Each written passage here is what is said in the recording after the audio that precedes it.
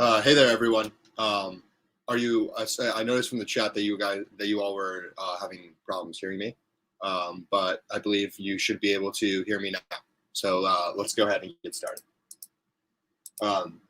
So let me just share my screen.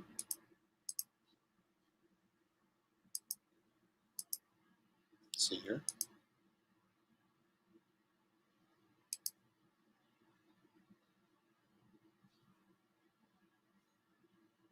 There we go. So today we're going to be building your first game on the internet computer using Dfinity. And before we get started, let me just tell you all a little bit about myself. My name is Ethan, and I'm here to lead this session to help you learn something new today. I'm a junior at the University of Maryland in College Park, and my favorite programming language and tool is Python. So just here's a little table of contents here to see what we're going to be going over today. We're going to do a little bit of an introduction on Dfinity. We're going to set up your environment so that you can get going working on it. We'll modify our internet computer application. We'll launch it, and then we'll talk about some next steps. So MLH's mission is to empower hackers. We have over 135,000 hackers every year, with over 12,000 projects traded in 400 plus cities. And we hope that you learned something awesome today with using our resources. One of these resources is us being able to have these awesome workshops for all of you. And you can find more information about that on mlh.io. So today you're going to understand Dfinity and the internet computer. You're going to learn a new language, Motoko, and use it to modify a web app. And then you're going to learn how to deploy your app locally and to the internet computer. So first off, what's Dfinity? Dfinity is a non-for-profit organization that was founded in 2016, and it supports the development of the internet computer, which is a blockchain that enables developers to build scalable web experiences. In 2009, Bitcoin was created, and it uses blockchain to create a digital currency. And in 2015, Ethereum was introduced to create smart contracts as a way to create secure decentralized apps, also known as dApps. And in 2021, Dfinity launches the internet computer to revolutionize the way that developers host apps on the internet. We'll look into what decentralized means, but as a quick overview, it means something which can be created or stored on something sort of a shared network. It contains context of dApps, and then it means apps running on the blockchain.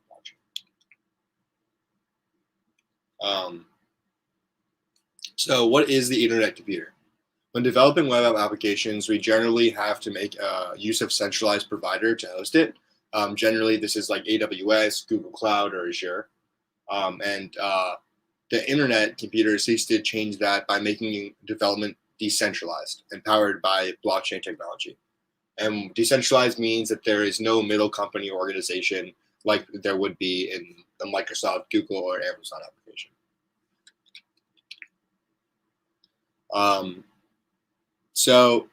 What is the internet computer? Developing on the internet computer blockchain means that no dependencies on big tech cloud services, no hosted web servers, no database services to wrangle with, no worrying about firewalls or antivirus software, and it's totally an alternative to our usual app tech. The internet computer is composed of many nodes around the world running the internet computer protocol, and these nodes machines are combined to create subnets. Subnets host Canister smart contracts, which are inoperable compute units uploaded by users that contain both code and state. Canister computations are fueled with cycles to pay for the data center processing power needed to run them. And inoperable is being able to use and exchange and make use of information, or interoperable. How does it work? Software hosted on the internet computer is created by writing canisters, which contain WebAssembly bytecode and the pages of the memory that it runs with. So developers can convert ICP utility tokens to cycles to fuel these canisters, and you can buy and trade ICP tokens in the same way that you can trade BTC or Ethereum.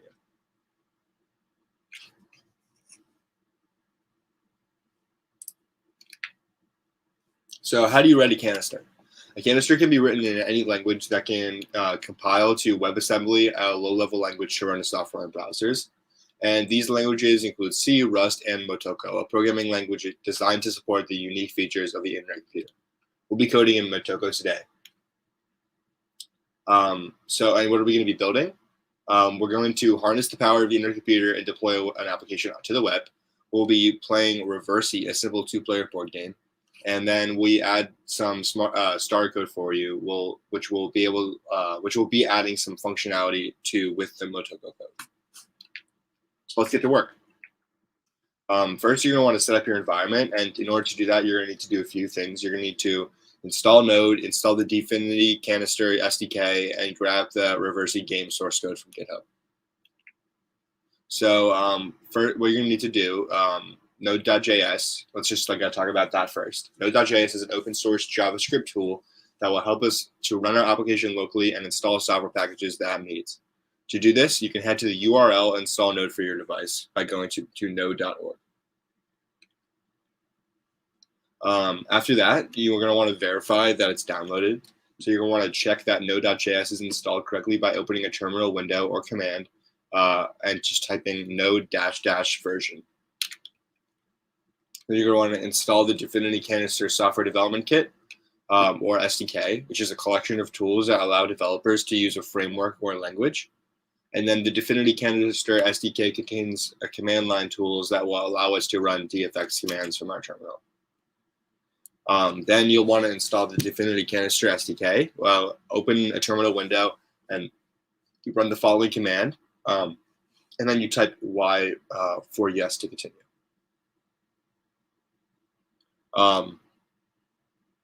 Cool. And one thing that I just want to take a brief pause here because I know that you all will want to get access to these slides later. And in order to do that, you're going to want to make sure that you check in on for this event. So I'm just going to send the link in the chat real quick, and that's where you can check in for this event. And then if you check that in there, you should be able to get access to these slides if I'm moving too fast for you and you want to get the commands for that we're giving here. So again, open a terminal window, run the following command, type Y for yes to continue. Then to verify that it works, you can type dfx -version. And then lastly, we need to get to the source code for our web application. You can do this by typing this URL in. You can go to mlhlocal.host/internetcomputer-starter. Then you can click the code button and then download zip on the GitHub.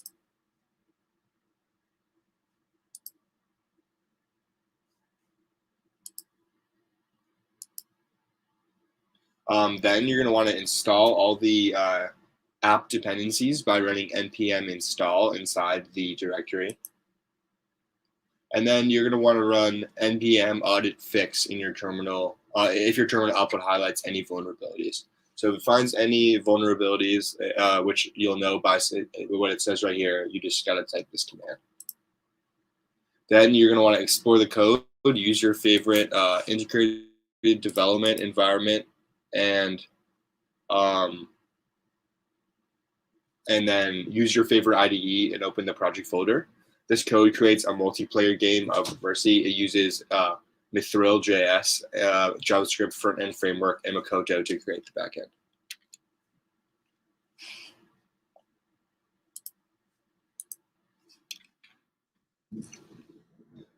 So now that our environment is set up, we can run our web application and start modifying it. So now that we've set up our environment, we can go ahead and modify our internet computer application.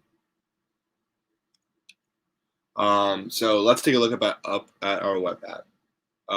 We'll do this by running it on a local network. This means it will only work on our device. So in order to do this, you'll want to run dfx start -- background.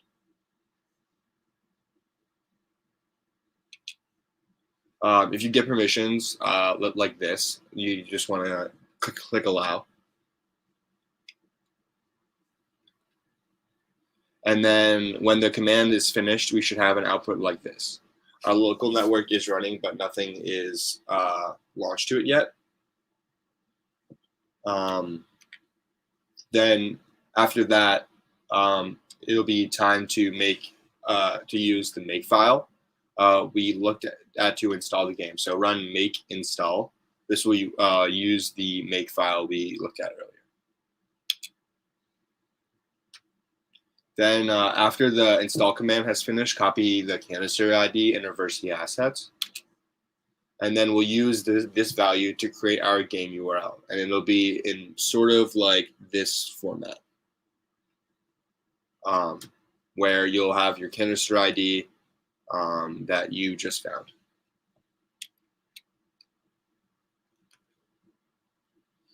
Then after that, you want to launch the Reversi game. So in order to do that, you'll open a new tab and place your localhost URL that you just copied in the last step.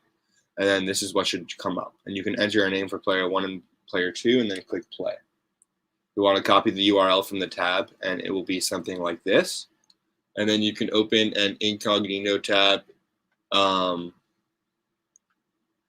You will get the incognito tab and then open this and place it into the URL.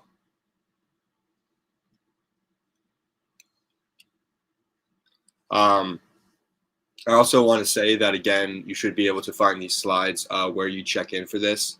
And if they're not there right now, they will be there at the end of the event. So you can go and use those resources to, if you want to go back to make sure that if you think you missed something, you can look at the slides. So now that you can play Reversi across your 2 tabs, your aim is to cover the most tiles with your color. In each turn, you place a tile in an empty edge spot, and it flips through the opposite color along that row, column or diagonal.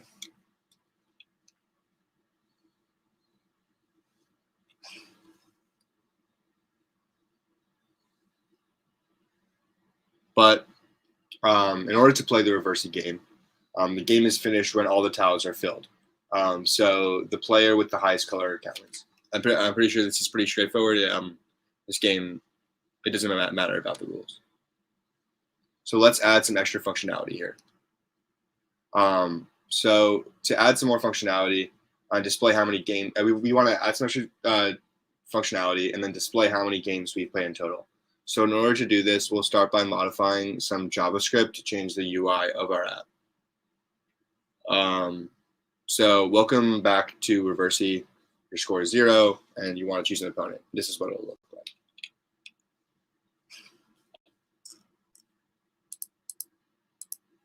So in order to modify the board size, let's add some code to allow the user to set the size of the game board. And we'll first go, in order to do this, we're going to edit some of the JavaScript and see how the canister uses the value to get the board size when the game starts.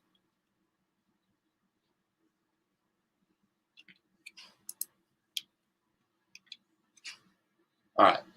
So in order to modify the board size, you're going to want to head to the source folder and then to the Reversi assets, then public, and then index.js.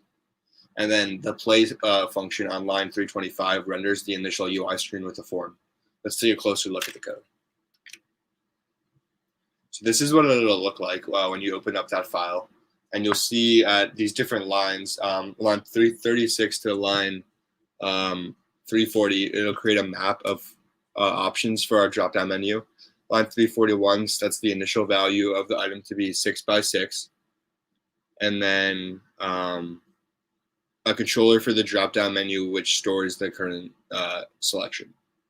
So make sure that you check out those lines so that you can understand what's going on inside of the code.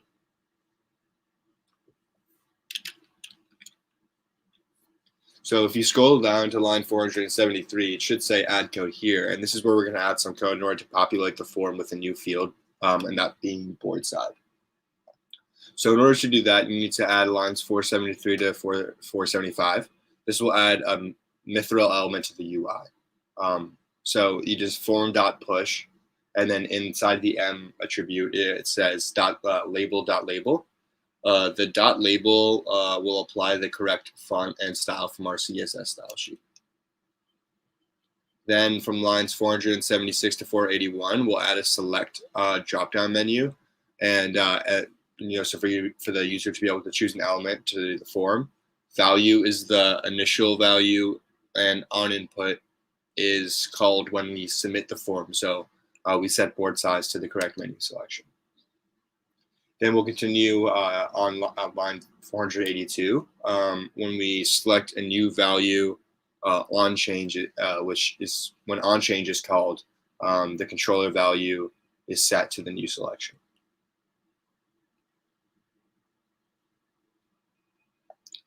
On lines 487 to 493, this code sets the options for the drop-down menu and makes a element for each one. The reload, next what's going to happen is we're going to reload the app and see how it looks. So back in your terminal window, use the make reinstall button to rebuild the changes, and then refresh your browser. And then after that, on L1, we'll import the canister code. And when we tap play, we call a function from the Reversi canister, reversi.start. And then, but where does the canister code come from? Well, that comes from the dfx.json. So in order to do that, we're going to head to the dfx.json in the root directory of the project. Here we'll define our two canisters, Reversi and Reversi assets. And then the Reversi canister uses the Mokoto file main.mo. So that's what we're going to head to now. If you go to source and then Reversi and then main.mo, we'll navigate to the source. We'll navigate to line 184, where we have the public function start, the public function we called from index.js. When we deploy our canister, these public functions become ways to read and write data to the canister, which is pretty interesting.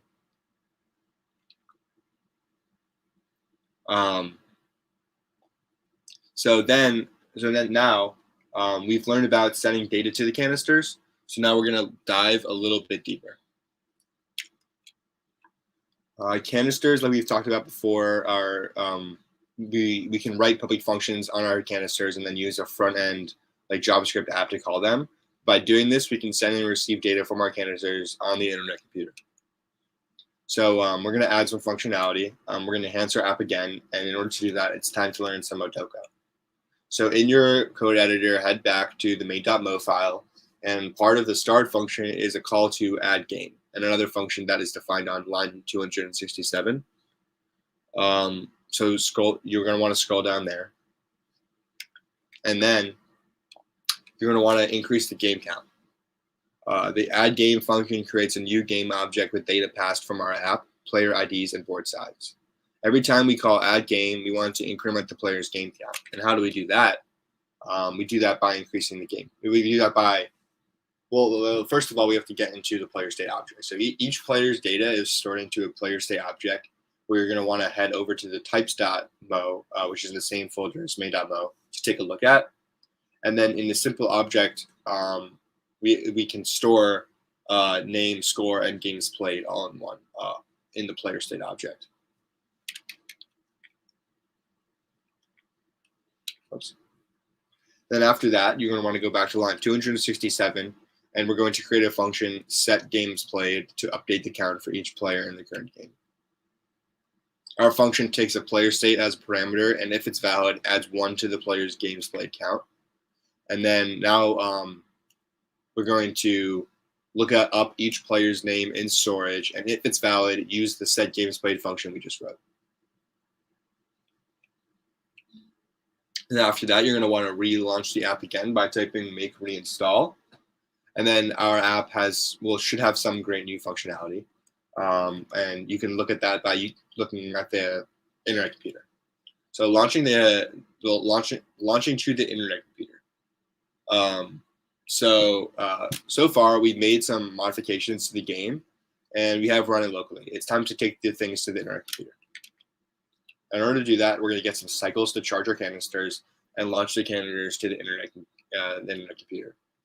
Our canisters are consuming resources when they execute, code, and read and write the data. These resources translate into literal electricity, and so they have a cost. We call these unit cycles. To deploy our code live to the internet computer, we're going to need to create these cycles. In order to do that, you're going to want to head to the URL, this URL, faucet.dfinity.org, because that'll create the cycles faucet in partnership with Fleek and allow us to claim some cycles for free.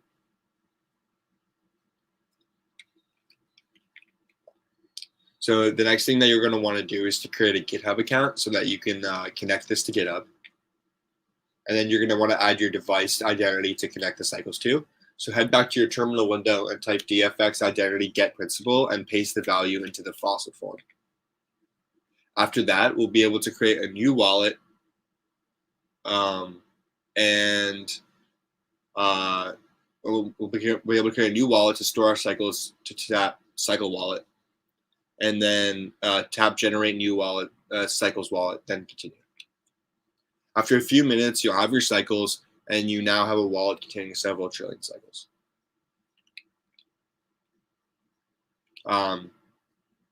Then you will want to copy the dfx identity command to your terminal, and you should be getting, you'll get some kind of confirmation that looks like this, and then you'll see how many cycles that we have inside the canister. In order to check your cycles balance, you can use dfx wallet command. And now we've got our cycles. So now we're going to take our game to the internet computer finally. Before we deploy to the internet computer, we'll check that we can communicate with the IC network with the dfx ping IC command. dfx ping IC will return something that looks like this, so you can look at the different data. And then we're going to use the deploy command and specify that we're launching to the internet computer by using the dfx deploy -- network IC. And then after that, you want to copy the canister ID for Reversi assets from your terminal output. And then paste it into your browser, followed by .raw.ic0.app. And then you'll just be able to relaunch it again, and it should come up having all of the different attributes that we just added. So now that we've launched it to the internet computer, we're about to wrap up here. We can just talk about next steps, how you can use the things that you've learned today. The internet computer is a public blockchain that allows developers to launch decentralized smart contract powered apps. And then developers can use the Motoko programming language to write smart contracts called canisters. And then multiple canisters can be combined to create a hyperscale open internet service. And the next steps that you can do now is you could try customizing the front end of the Reversi app to suit your needs, and then explore more internet computer tutorials at the sdk.dfinity.org/doc/developersguide/tutorial-info. And then you can join the Dfinity developer forum at forum.dfinity.org. And then I think that is actually a great resource. Both of these are, as well as just YouTube, because we did move pretty quickly today, but that doesn't mean that the learning will stop here. You should receive access to these. Slides, and then if you just kind of try out what we went through slide by slide, and you run into any issues, you should be able to use the developer's guide or the Dfinity forum to solve your issues if you're really interested in finding it. But overall, I think that this topic is really important. Blockchain is one of the more interesting topics of that is becoming more and more popular today. And if that is something that you're interested in, I really suggest that you take a look at it. So that is basically all we have for today, and that is building your first game on the internet computer. So I wish you all the best of luck, and I wish you all a good week participating in Local Hack Day Build.